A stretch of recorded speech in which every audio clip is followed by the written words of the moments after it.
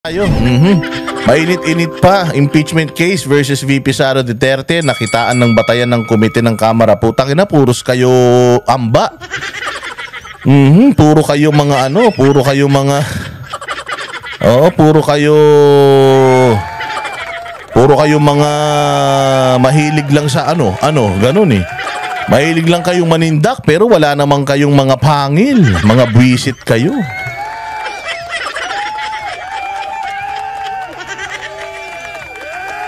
Ayan na. So eto, pakinggan natin itong statement ni Inday Sara Duterte. Ayan at inyo pong pakinggan. Ano ba to? Bakit siya madidimanda at ano bang rason? Ito, pasok. Nakakita raw ang isang komite sa Kamara ng Batayan para impeach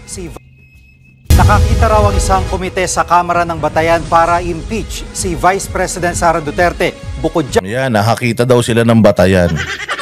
Nak ng putya naman. Ang tagal-tagal nyo nang hinahanap yung batayan, ngayon nyo lang nakita. Bago pa magsimula yung hearing ni Chua, alam na nga ni Inday Sara, nagpa-practice na sila para sa impeachment laban sa akin. I will not dignify them with my answers dyan sa kakupalan nila. If they will file, whatever the result or whatever information we will give dyan sa committee ni Chua, ang trabaho niyan is hanapan ako ng issue para masampahan ako ng kasong plunder. So whether nandiyan ako or not, putay na, yan utak niyan ni Abante, ni Fernandez at ni Risa Ontiveros pare-pareho. Tapos na sa utak nila yung kaso. Paglalaroan ka na lang nila, tapos ididimanda ka pa. Di gawin na lang nila.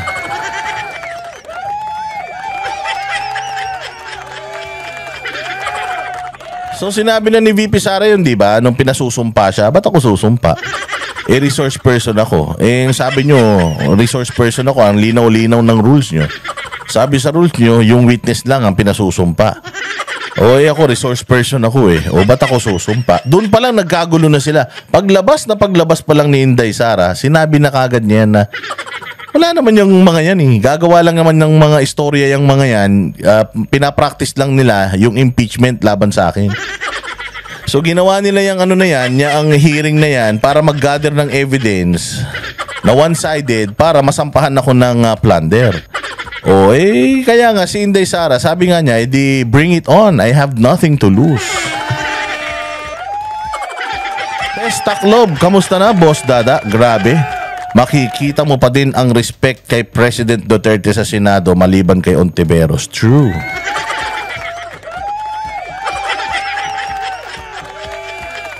So, yun. Umpisa pa lang. Alam na ni Inday Sara yan. Alam na ni Inday Sara na mangyayari sa kanya. And sinabi nga ni Inday Sara, mga bossing, sa kanyang, yung nakaraang press con, na ang problema nyo kasi is, wala akong pangarap. I have nothing to lose. So wala akong pake whatever it is that you will think of me. Ang importante, ako bilang Vice President, gagawin ko lahat ng gusto ko, hindi na ako mananahimik, at lahat ng kahayupan nyo, ilalabas ko. Mga putang ina nyo.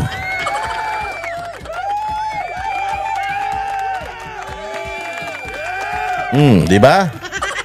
So ayun nga mga bossing, ang nangyari. Ganyan din ang kay PRRD kahapon. Sa tingin nyo ba, kung siraan nyo ng siraan si Duterte, si PRD, do you think he cares? Do you think he give a fuck? Wala siyang pakialam whether sirain nyo siya dyan sa Senado or not. Why? I'm running as a mayor. People in Davao love me. I will win. And I will kill all the criminals in Davao City. Stop me if you can.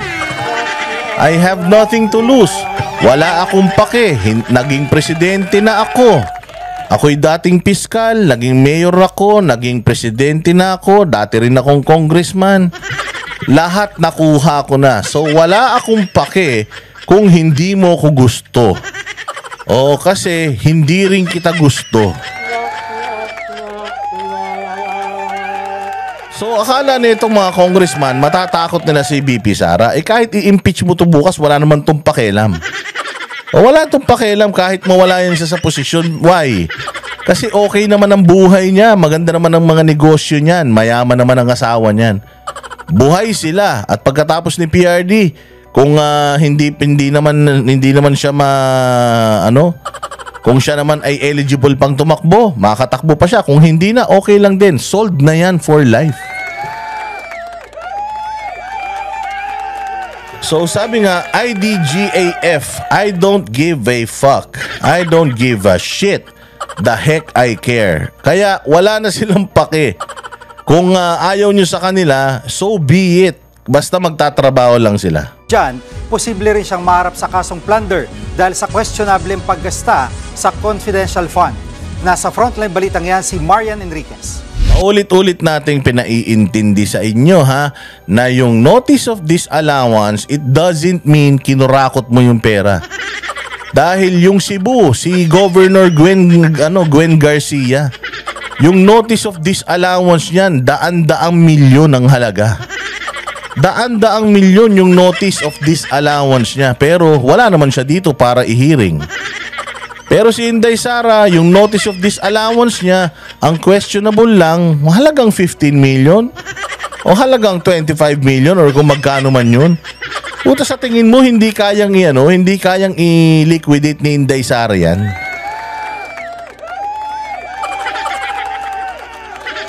Kaya kanina, kausap natin kanina, panoorin nyo yung di pa nakakapanood. Guest natin kanina, yung batikan ng congressman na si Kuya Amado Bagatsing diyan sa Maynila. Si Amado Bagatsing ang dating congressman ng 5th District ng Manila, isa sa mga pinakamaunlad na distrito ng Maynila.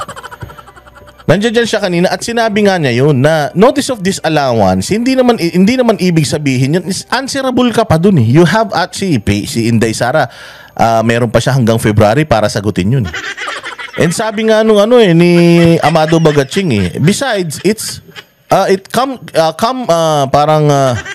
from the root word confidential.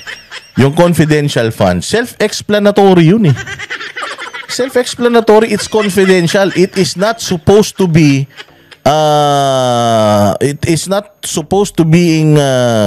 yung pag-usapan not supposed to being talked about in public. Dapat yan, kung i-scrutinize mo yung confidential funds na ginamit ng opisina bilang confidential fund, maganda yan, pinag-uusapan in an executive session. Ibig sabihin yung kayo-kayo lang. Kasi halimbawa, pinambili ko yan ng armas para mamatay yung ganitong terorista. Pinang-surveillance namin yan, ganun. Eh di parang kumbaga ginepardize mo yung national security and yung confidential functions ng opisina na yun. Oo, totoo yung dapat transparent ka. Pero kaya nga nakahiwalay yung pondo na yan eh. Kaya nga meron silang usual na budget, tas meron silang confidential fund. Kasi nga yung confidential fund, confidential yan. Hindi yan dapat nalalaman ng maraming tao.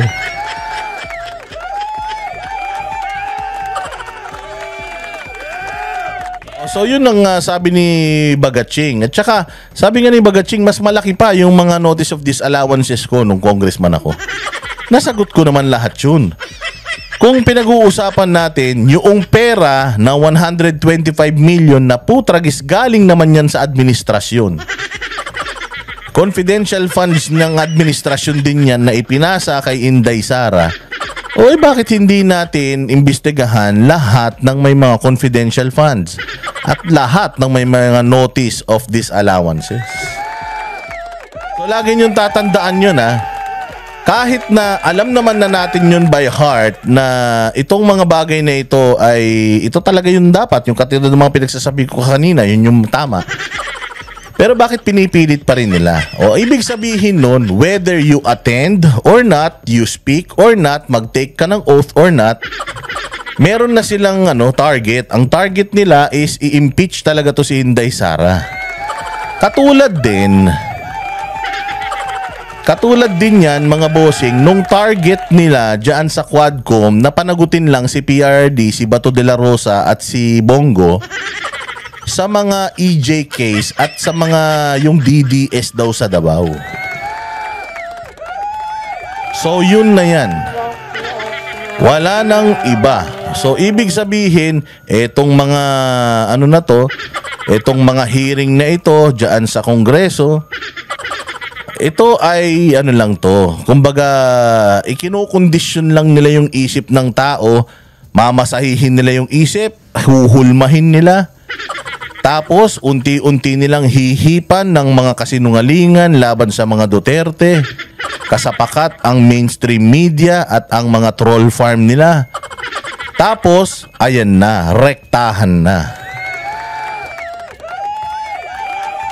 So, ang masasabi natin, itong hearing ng Congress at hearing ng Congress, yung Quadcom at yung hearing ng good governance or good government, lahat yan is to paralyze itong mga Duterte. Dalawang posibleng grounds para ma-impeach si Vice President Sara Duterte ang nakikita ng House Committee on Good Government and Public Accountability. Una riyan ang hindi maipaliwanag ni VP Sara na paggasta sa 16 million pesos na confidential funds para Paano hindi maipaliwanag ng paggasta? Meron ngang report na nakalagay doon, naka-itemize kung saan yun. So ibig sabihin, pinaliwanag na ng opisina niya sa COA kung saan nila dinala yung pera na yun. Ang problema, kini-question nyo yung presyo ng mga ginastos niya. Eh bakit? Yung mga relos nyo, kini-question ba ni Inday Sara? Meron eh. Sabi nila, hindi maipaliwanag na paggastos. Paano mo hindi maipaliwanag na paggastos? Kayo mismo nagpapakita sa screen na 1 million for safe house, ganito, for maintenance, blah blah blah. Oh, ibig sabihin, meron siyang paliwanag kung saan niya ginastos. Ibig sabihin, meron siyang liquidation kung paano niya ginastos yung pera. Ba't niyo sasabihin na hindi maipaliwanag na paggastos? Ang problema kasi, ito yung pinaggastosan niya, putang ina, nilalagyan niyo na mali siya. Ang mahal naman yan. Mas mahal pa yan kaysa sa hotel sa Makati. Mas mahal pa yan kaysa sa hotel sa Boracay. Again si Inday Sara nagpakita ng gastos. Tinanggap yun ng COA. Ngayon, etong committee ni Chua, sinasabi niya, hindi maipaliwanag yung gastos. Puta, hindi ba may papaliwanag nung listahan kung saan napunta yun? Hindi ba listahan na yun, liquidation na yun?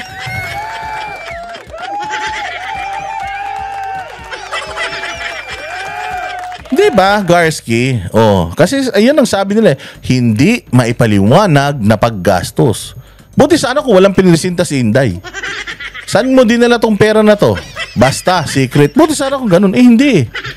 Meron siyang breakdown eh. Meron siyang nani-receive ng COA. Meron siyang breakdown eh. 1 million for this, 2 million for this, 3 million for this, ganyan. O so ibig sabihin, pinaliwanag niya na. Ayaw nyo lang tanggapin yung paliwanag niya kasi nga gusto niyo siyang hanapan ng butas. So this is a clear proof na talagang gusto nyo lang naman trabahuhin talaga si Inday Sara. At alam ko kung magkano kayo per day. Alam ko kung magkano kayo per hearing. Narinig ko na kung magkano per hearing bawat a-attend sa Quadcom. Oh, alam ko kung magkano. Kaya nga pinapahaba-haba yung Quadcom eh. Pucha yan, siyam na yung Quadcom hearing. Oo, pag binilang mo, naku po, ang daming zero. Oh, sige, diretso. para sa nirentahang safe houses noong 2022. Ang Hindi, isa pa ay hindi daw niya maipaliwanag yung paggasto sa nirentahang safe houses. Putang ina. Kaya nyo nga nalaman na pinangrenta niya ng safe house kasi nga doon niya ginastos. Buti sana hindi namin alam kung saan ginastos itong ganitong pera. As in, wala siyang eksplanasyon, wala siyang pinakitang listahan, wala. Hindi, may listahan siya. Meron siya. Kaya nga nalaman nyo na sa safe house niya nilagay yung pera. Kaya niya nilagay yung pera, inallocate niya yung sa safe house kasi nga dun sa listahan na pinrovide niya, nandun yun eh. So ibig sabihin, niliquidate niya ng maayos yun. Ayaw nyo lang. Dokumentong kinuha mula sa Armed Forces of the Philippines para i-justify ang 15 million pesos na pinaglaanan umano ng confidential funds ng DepEd noong 2020. Ano na nawala? Ano na naman ang nawala? Nawawala ako. Dahil na nga, tingnan ko yung... Sabi naman niya dito, excellent connection.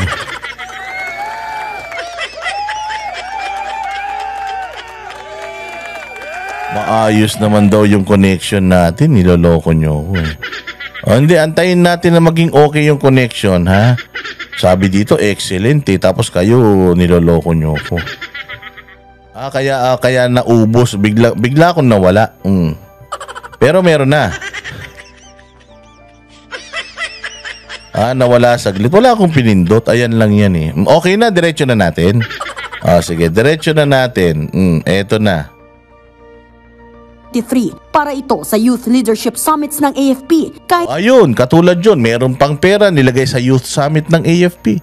Naipaliwanag o hindi? Tanungin ko kayo. Naipaliwanag o hindi? Naipaliwanag. Alam nyong napunta doon sa youth something eh. Yung perang iba, napaliwanag hindi? Napaliwanag. Alam nyo nga na dinala niya sa safe house eh. So ibig sabihin, naipaliwanag niya. Ang tanong, tinanggap nyo hindi? Ayaw nyong tanggapin eh. Putang ina, kahit piso lang yung renta doon, hindi nyo tatanggapin. Bakit? Kasi nga, gusto nyo lang i-impeach talaga si Inday. Oy, thank you very much, Preser ah.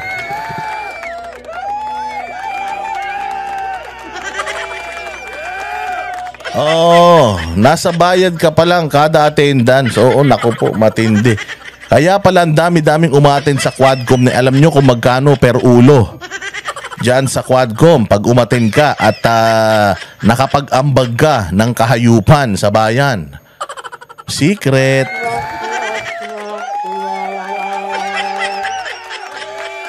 Kahit wala namang ginastos ang DepEd dito. Obviously, there was a betrayal of public trust at saka yung anti-graft. Bukod sa impeachment, posible ring maharap si VP Sara sa reklamong plunder kung hindi raw maipaliliwanag ang higit 112 million pesos na ginamit para sa confidential funds ng DepEd noong 2023. Ayon kay House Senior Deputy Speaker Aurelio Donggo. Ito talaga ang kukupad talaga. Nakikita nyo kung sino-sino lang.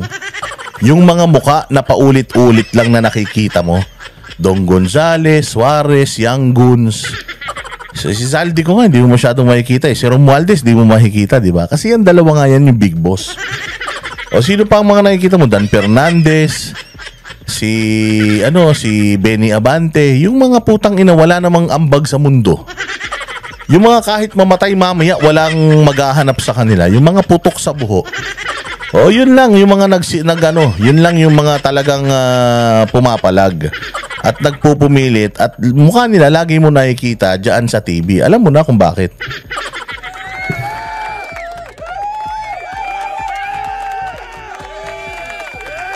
Hindi ba paulit-ulit lang yung mukha nila? Paulit-ulit lang yung report nila. Pinapahaba lang nila, pinapahaba. Meeting lang sila, hearing lang sila ng hearing. Pero putya, sa totoo lang, mga hearing nyo, inaabala nyo lang yung mga trabahante ng gobyerno. Wala na nga kayong ginagawa eh. Papatawag nyo pa dyan, maghapon yung taga-COA, wala na rin magawa yun. Ay na, lahat na kayo, wala na kayong ginawa. Kaya ganito nangyari sa bayan natin, puro na lang kayo hearing. 3 taon na kayo dyan, wala pa kayong nagagawa, puro kayo politika. Gonzales, pera ito ng taong bayan, kaya kailangang tiyaking nagagamit ito ng tama. Nilagay na nga niya eh. Kung ano saan niya ginamit eh. Hindi pa ba tama yun? Ang masama kung hindi niya nilagay kung saan ginamit. Nakalagay, naka-itemize per item may magkano. Kine-question nyo lang kasi sobrang mahal. Putang ina, ang mahal nga ng mga relos nyo. 200,000 lang yung sweldo nyo eh. Diba? Pero sabi naman ni House Committee Chairman Joel Chua, pag-aaralan pa raw nila ito. After siguro ng impeachment. Sus, putang ina. Pag-aaralan pa, wala naman kayong mga utak. Diretsuhin nyo na. Ang dami yung interview. Once napatunayan or na-impeach po siya, that's the time for cases to be filed against the Vice President. Nauna nang sinabi ni VP Sara Duterte na pinopolitika lang siya ng Kamara at nagfi-fishing ang mga kongresista para maghanap ng kaso at ipa-impeach siya. Pero nanindigan ang liderato ng House Committee on Good Government na ginagawa lang nila ang kanilang trabaho sa pagbusisi sa pondo ng taong bayan. Ipagpapatuloy naman ng komite sa Kamara ang kanilang pagdinig, pero mas mabuti raw kung dadalo si VP Sara para magpaliwanag tungkol sa questionableng paggastos sa confidential funds. Wala pang pahayag ang bise kaugnay dito. Nagbabalita mula sa Frontline, Maria. Yan, wala nang pahayag yan. Antayin nyo na lang yung pahayag niya sa susunod na press conference niya.